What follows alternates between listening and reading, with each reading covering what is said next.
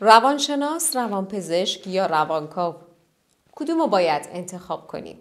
شده تا حالا حس کنید که ذهنتون سنگین شده و نیاز دارید با کسی صحبت کنین اما ندونید که پیش کی برید؟ روانشناس، روانپزشک یا روانکاو، هر کدوم کار خودشون رو دارن، اما مهم اینه که کدومشون برای شرایط شما مناسبه. بیایید با هم بررسی کنیم. روانپزشک چی کار میکنه؟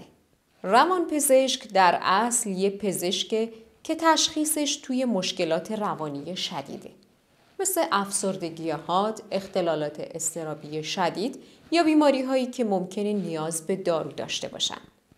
اگه حس میکنید حالتون طوریه که روال عادی زندگیتون رو مختل کرده، شاید روانپزشک بتونه بهتون کمک کنه.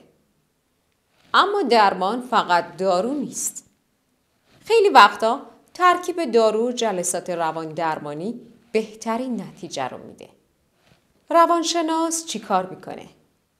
روانشناس با صحبت و مشاوره کمک میکنه ذهنتون رو بهتر بشناسید و احساساتتون رو مدیریت کنید.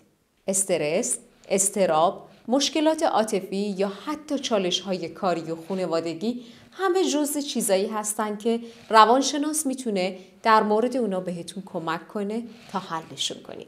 اگه حس میکنید که نیاز به یه همراه برای بهتر شناختن خودتون دارید، حتما روانشناس انتخاب خوبیه.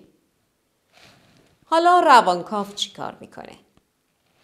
روانکاوی یه جور روش درمانیه که میره سراغ گذشته و ریشه مشکلات رو اونجا پیدا میکنه. خیلی از باورها و رفتارهای امروزمون از بچگی شکل گرفتن. روانکاو کمک میکنه بفهمیم چطور این الگوها روی زندگیمون اثر گذاشتن و چطور میشه تغییرشون داد.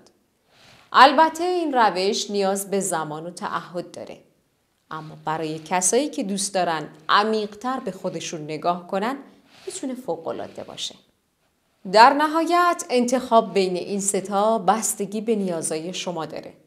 هر کدوم روش خاص خودشونو دارن، ولی هدف یکیه.